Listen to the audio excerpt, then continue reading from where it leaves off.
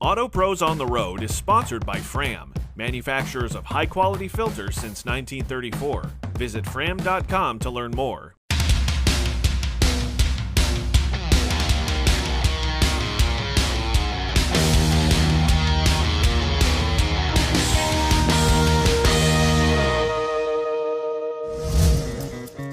Welcome to part 2 of our visit to Quarter Mile Muscle.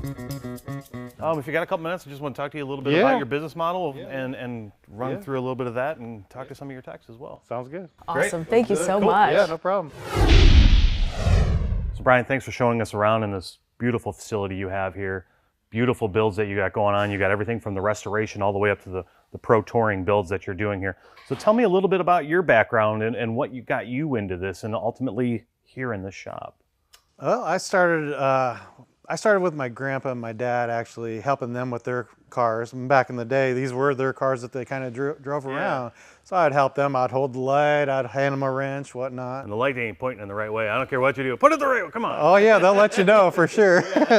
And from there, I kind of got into construction actually myself. And then I started collecting some cars on my own and trying to upgrade them and do stuff. And if I didn't have time to do it, I would take it to a shop and say, hey, these are my parts. This is what I want to do.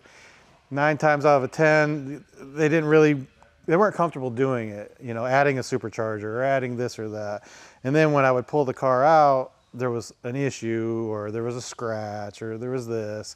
And I'm more of a perfectionist. So I decided when I got into this, I want to treat all these cars like they're my cars. And we're careful. We use the best car covers, the fender covers. All my guys are really neat, clean.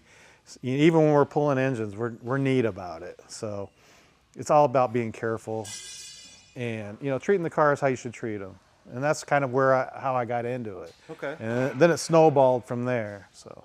And you're originally from Michigan, so when did you make your way down here? About 12 years ago. Okay. Yeah. I was from Michigan, but I lived out west as well, in Montana and Colorado, and got into like the cars, like I said, and this is kind of the mecca for these kind of cars. So this is where I ended up. So this building, we had said, how did you come about getting it and from Jimmy Spencer? I mean, I know he retired, but I mean, with bigger shops, a lot of the NASCAR teams want to get another team right in here. So how did you pull that off, Well, I started out in a smaller shop here in Mooresville, and then I kind of outgrew that. And then as I was looking for larger spaces, a local realtor kind of showed me this place, but it was so huge, I was a little scared. I didn't think I needed all this space, but it didn't take us very long to kind of grow into this space. So as you can see, we're pretty full. And we got a pretty good waiting list to come in. So as cars leave out, we then bring in new cars. But we keep room around our cars. So, got to respect them all. 100%, especially some of these builds. You're really big on social media and you keep up with a lot of your builds on there, which is great for people to see what you're doing along as they go. How has that helped your business? I mean, it helps visually. It gets the cars out in front of the people that maybe, don't have the luxury to come to Mooresville and scout around or whatnot, So anywhere in the world, they can see what we're doing, see the upgrades we're doing. Really hear the engines after they fire a little bit? Yeah, hear them, watch them run down the street, I kind of GoPro them, I drone them sometimes. I try to give you guys different visuals of the classic cars, so. It does help. It really does. Yeah, it makes a lot of sense. For you personally, what's your favorite kind of build, or what's your thing? I'm into the pro touring builds. I like to be able to go fast straight and fast in the corners, but have the classic look. So I'm all about the grunt, the go. Is that Mopar? Is that Ford? Is that Chevy? Or yeah, I love them all really, but I'm Chevy, Corvettes, and Camaros predominantly. What's your car that you're driving around? Yeah, I've got a couple Corvette. I got a supercharged Corvette, 6-speed. It's got Hotchkiss suspension, Borla exhaust, all the good stuff, and drag radials underneath it. That's my toy, and I got a few others. I got a Hummer H1 that I like to beat around in. Something a little bit different of everything. yeah, that's right. I like them sitting up high. I like them sitting down low. Just gives you different viewpoints, So kind of love them. Does the wife get to drive something fun? She can ride in something fun. Hey guys, I think we're gonna have to cut that out of the video because I don't want him sleeping on the couch. I'm a little particular about my cars. So. Sure. I don't want them coming home damaged or anything. I will definitely cut that out. So you guys are such a big space, and I've got a lot of people here. I know you're hiring as well, but one thing I did notice is that you do have a young lady working for you, which is, we do. As a former instructor, I've only had a handful of women who were able to get into automotive and ultimately stay. So tell me a little bit about your diversity in bringing someone like that aboard.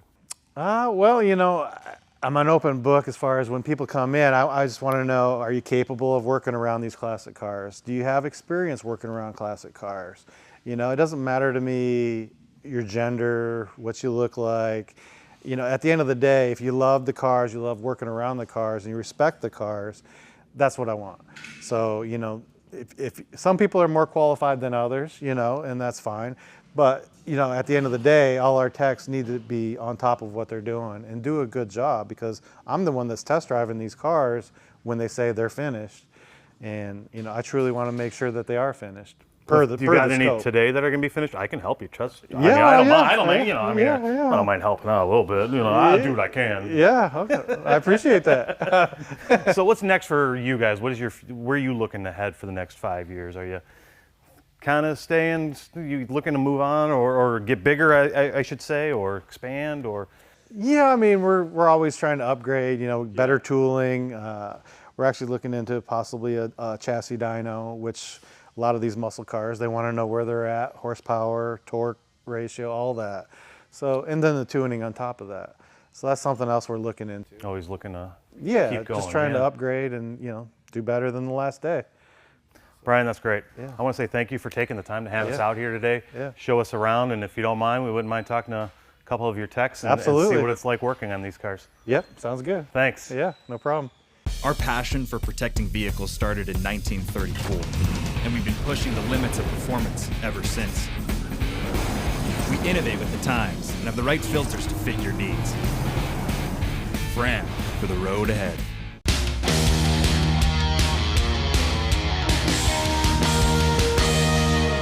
Mark, thank you so much for taking the time to chat with us. We've had such an awesome day here at Quarter Mile Muscle. Oh my gosh, kid in a candy store. Joe and I both have the drool rags out. We are just completely dying out here. Yeah. First things first, how stoked are you to come to this job every single day? Well, it is great. Honestly, you get a little numb to it, but every time there's a new project comes in or you finish something, you get to drive it. It's really exciting because, if you had to work, on kind of normal cars, and it's fine, and I do it all the time at the house and whatnot, but working on something that's really special, that's maybe a family heirloom or something that's got big power that is going to last forever is great. And I started out in NASCAR, and I kind of got I don't know, I wasn't really happy with it because you do a really nice job and then some driver would go out and just fire it off in the fence. So, it's a little upsetting to see your hard work launch itself and yard sale. Absolutely, like 60, 70 hours a week, push stuff out, it looks great, it fits the template, it's immaculate, and it comes back just wadded up with a brake caliper sticking out of the windshield or something like that. So I'd like to do something that maybe lasts a little longer than that. Potentially. Or hopefully lasts a little bit longer than that. Hopefully. You'd hope so. We have had a few of them get wrecked over the years, but we do the best we can to keep them as safe as we can. And when they leave here, they're great. And what the customer does with them then is up to them. But we know they're going to be around for a while. So. Right on. So you mentioned just a tiny little bit. Your background is NASCAR. Mm-hmm. What else? What does the rest of your background look like? Yeah. So I graduated high school, did 1 year of college, and it really wasn't for me. So I joined the Marine Corps. And I was a diesel mechanic in the Marine Corps in artillery, so I got to travel the world, which was great. Got out of the Marine Corps, went into manufacturing a little bit, so that kind of helped me with the organization of how to flow things through a facility, like from start to finish and tracking parts and things like that. And then I got injured in a dirt bike accident, and then I went to NASCAR Tech, and actually Gerd was he was an instructor there while I was at school there.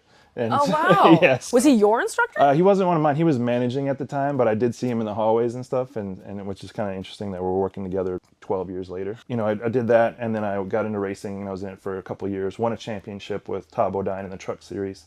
Got a big ring. Then I started, you know, and I had always been interested in classic cars. So even when I was doing racing or manufacturing or anything else, I was always building something in the garage at home or whatever. And I continued to do that even after I moved down here. I was living in an apartment and working in the parking lot, you know, on a Nova or something like that. And so You're speaking my language, Mark. You're speaking my So, language. you know, and that's what's great about the South too, is you can be out there in the middle of January in 50-degree weather on your back in a parking lot, and it's okay, you know. But you get a few notices from the management about that, maybe about some oil stains and stuff like that. But I was working on something, and so then after racing, I did it more professionally, you know, and had some people give me opportunity, so I took advantage of it. I worked at 3 shops before this one. And then, so I had a lot of experience, probably 10 years of experience just in classic cars. So, Oh, okay. so then when Brian hired me, this was like the place, like it was good. And I worked for him for a year and then took over running the shop. So, and, you know, so I handle all the day-to-day stuff now. And so all that experience of building the cars helps me be better at helping everybody else build the cars now. So, and then I also step in every once in a while, and if something needs to be pushed through or something like that, I help out. Holy smokes. You've officially lived like 500 different lives. You've done a little bit of everything. Yep. First of all, of course, thank you for your service. My pleasure. Secondly, that's amazing. And then racing. I just have to stop for a second. I know we have to talk about this shop and how incredible all the cool stuff here is, but I'm super fascinated about your racing career. Oh, yeah. And racing trucks. Right. What was that like? Well, so yeah, I mean, you know, I just, you know, NASCAR is a big team, you know, and so I worked for Germain Racing, and at the time we had, I think, 9 different teams in Cup, and at the time it was Nationwide and then Camping World Trucks, and so we would go to Bristol with 15 or 16 cars, you know, for a weekend or whatever. So, you know, I just did the fabrication, you know, making them, you know, sleek and fast and stay together and safe and everything like that. The drivers appreciated our efforts and stuff like that. And so when they win, everybody wins, which is great. So, you know, I was building the trucks that won the championship that, you know, in 2010, I think it was. It's interesting to be a part of such a high-end profession, you know, where everything has to be perfect and there's real consequences if it's not, you know, whether it be monetary or safety-wise, you know, so everything's got to be right. And that really helps on this end of it too, because, you know, we always make sure stuff is safe, that it's serviceable, that, you know, it's going to stay together, you know, it's like 3 S's for, you know, building cars. So, but then at some point in time, you know, you got to know where to draw the line too, because unlike NASCAR, our customers don't have unlimited budgets, you know, so some of them do. I've seen some of the cars here. Yeah, I'm well- going to go ahead and argue that with you. They pretend like they don't have it, but no, we work within whatever means that they are comfortable with. So if, you know, if they tell us they want something, I don't ask about the money. I just said, here's what it's going to take.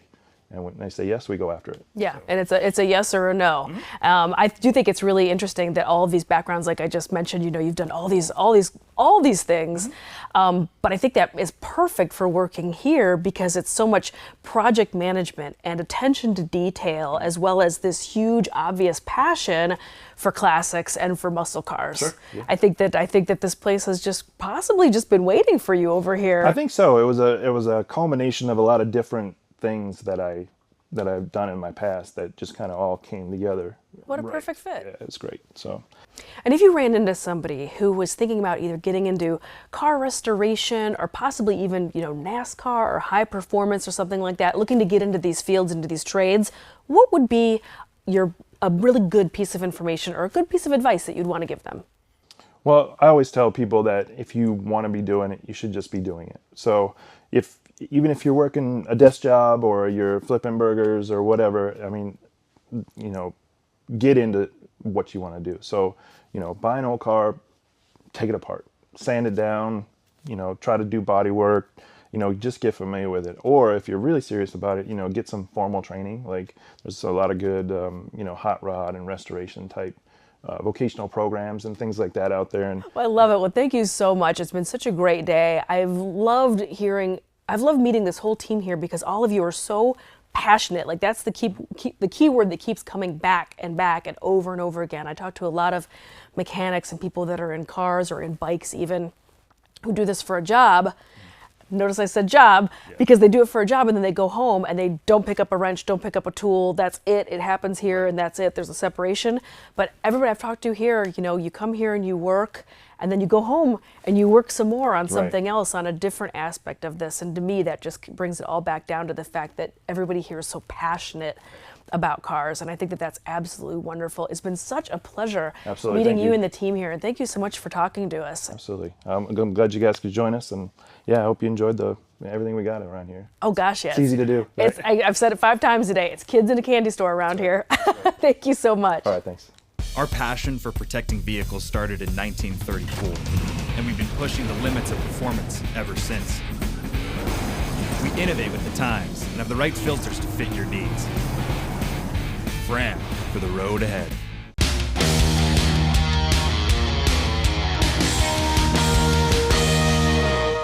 Hi, Ella. Hey, how's it going? Good. How are you? Doing well? Good. I was hoping you had a couple minutes I could ask you a few questions. Yeah, sure. Great. So I roll into the shop. I see a 67 Mustang, very similar to a famous movie we all know. Yeah. You go walking by and I'm like, is Sway in here from Gone in 60 Seconds? But it happened to be you.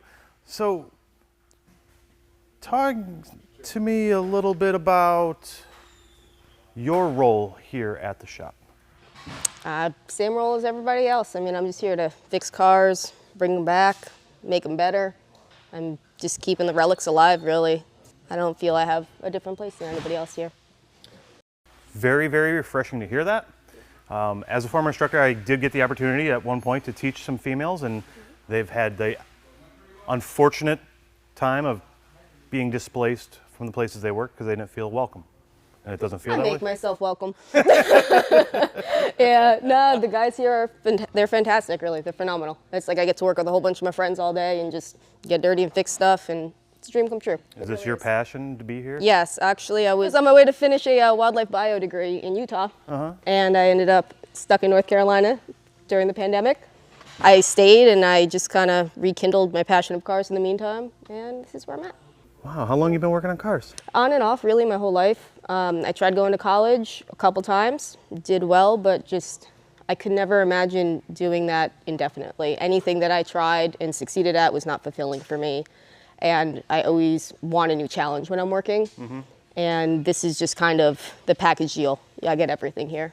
So, I mean, these are extremely complicated vehicles to start with, despite their age. It's very disarming. You'd think they'd be more simple. They are not. I don't know if you've ever messed with a vacuum system on a Corvette.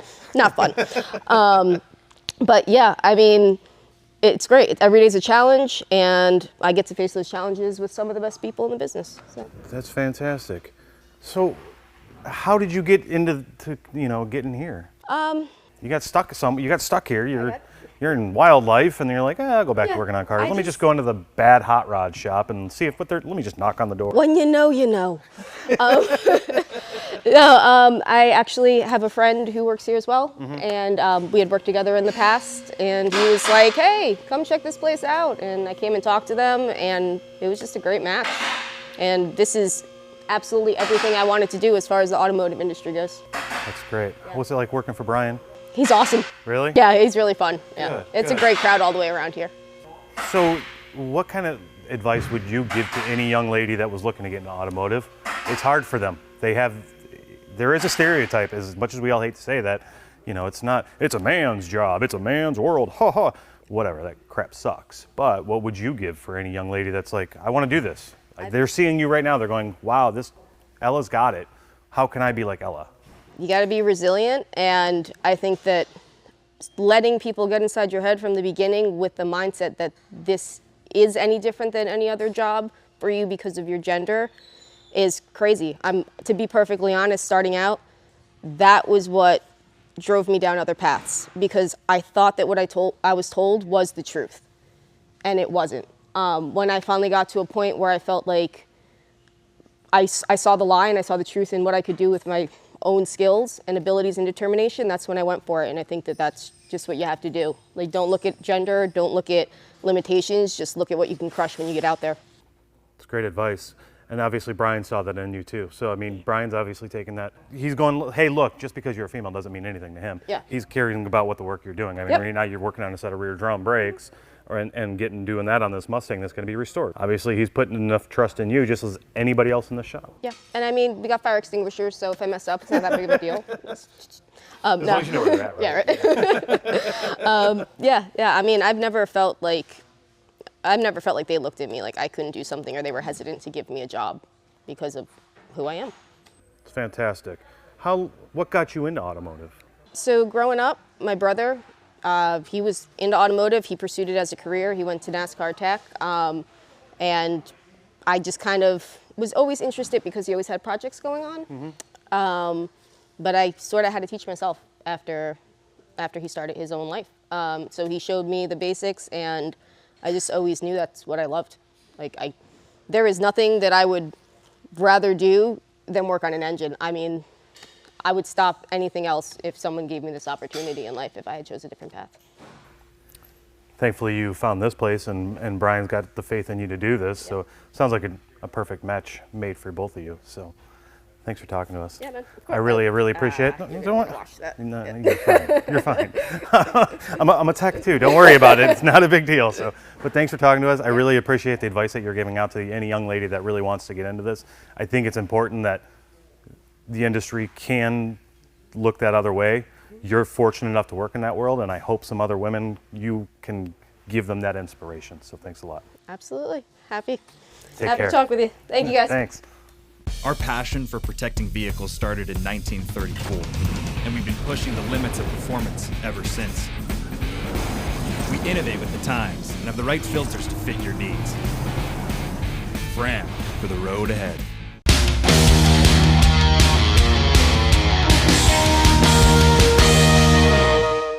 Thank you so much for taking the time to talk to us this morning, Garrett. I appreciate it. Just wanted to pick your brain a little bit. You know, we've had a chance to check out this absolutely stunning shop. We saw you over here working away, so I don't want to interrupt you too long, but just wanted to chat with you a little bit about your background. You know, where do you come from? How did you get into automotive? Has this been a passion your whole life? Is this something that happened later in life? How long have you been working on cars? Yes, my whole life. Yes and yes. Yeah, I started way before I had a driver's license, helping my dad, who wasn't a mechanic, but he knew enough to get by and save money to do easy car repairs, water pumps and brakes and that kind of thing. And I just loved anything mechanical, fixing motorcycles, lawnmowers. It didn't matter what it was. If it had nuts and bolts and an engine, I would work on it. Yeah.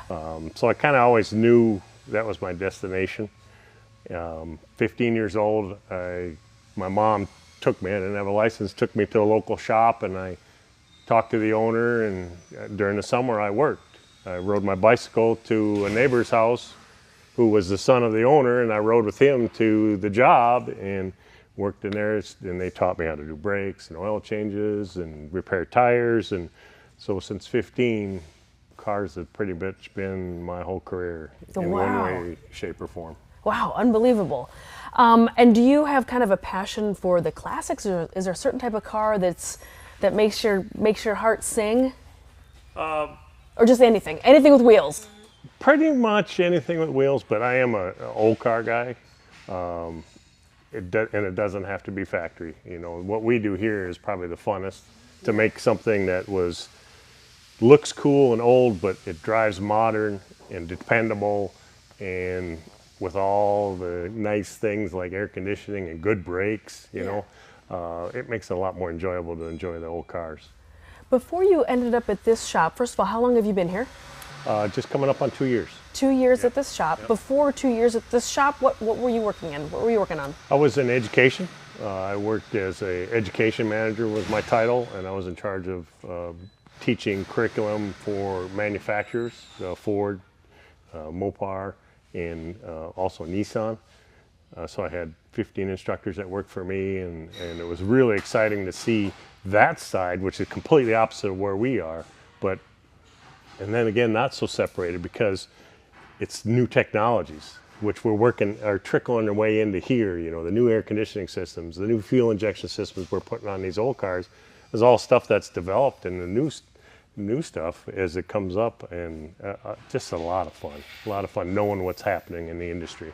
Yeah, that's really interesting, and I totally agree with you. When we were walking around checking everything out, you know, from a distance, everything has this kind of very period old classic car, muscle car look, and then once you start digging into it, there's so much new tech going on in some of these builds, and I love that your customers here can pick and choose, and if they want to be purists, or if they want to bring it into the more modern era with some of this technology. So you're right. I bet you that NASCAR background and working training as a trainer with more modern stuff must have been really, really helpful. Oh yeah, very helpful. Yeah, everything is electronically run and the new stuff, and now it's coming into the old stuff. So knowing electrical and electronics and how things work is very important. And that's what I used to tell students all the time. If you're going to fix something, you got to know how it works, and not go in just all no holes barred.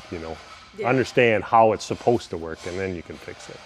And that it's not just nuts and bolts anymore. No. There's a lot of tech going on. There's a lot of electronics. How important does this shop, or just, is this shop investing in that kind of technology also? Because I know that there's a lot of like scanners and things that are involved in all that. Yeah, we have some scanners, and our tuner, Joe, he's got a computer program that is phenomenal, that can really reach into the aftermarket stuff we're doing or the OE stuff, so we can go in and see what's going on and make changes. So we can get it tuned exactly the way it needs to be tuned for whatever application it's in. Very cool.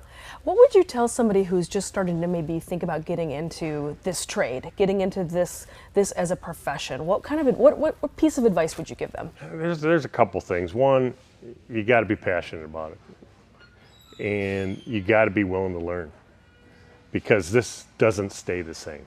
Yeah.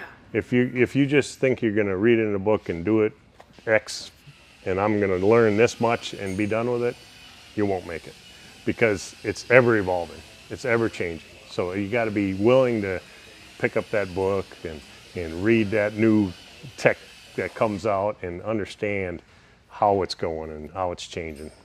Yeah, and then what do you think? Where do you think you're going to be? Where do you think this kind of field is heading? Where do you think we're going with cars? I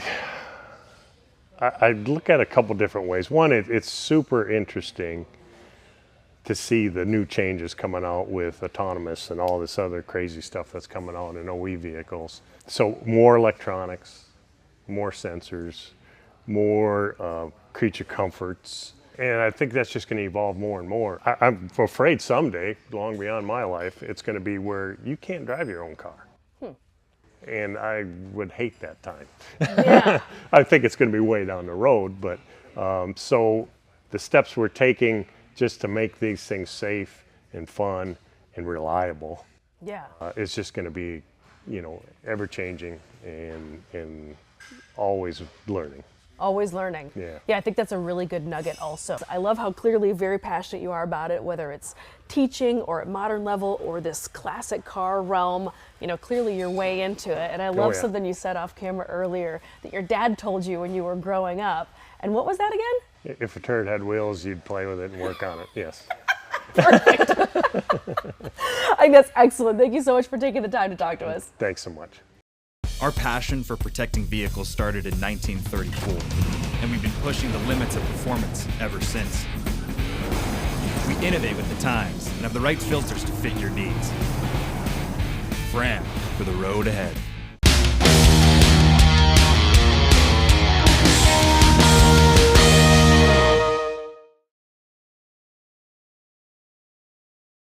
Brian, thank you so much for letting us stop by and check out your awesome shop. This has completely made my day, week. I don't know what it made, but it made all of it. Thank you so much. Yes, no problem. It's nice to meet both of you guys. It's been great. You had said you had other opportunities where other film people have asked you to do some crazy things, and we were one of the first people that got to come into your shop and look around. Absolutely. So we're very, very honored and very.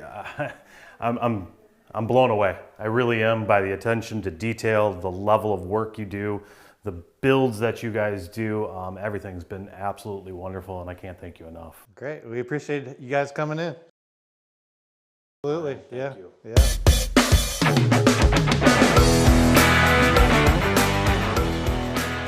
Holy Awesome.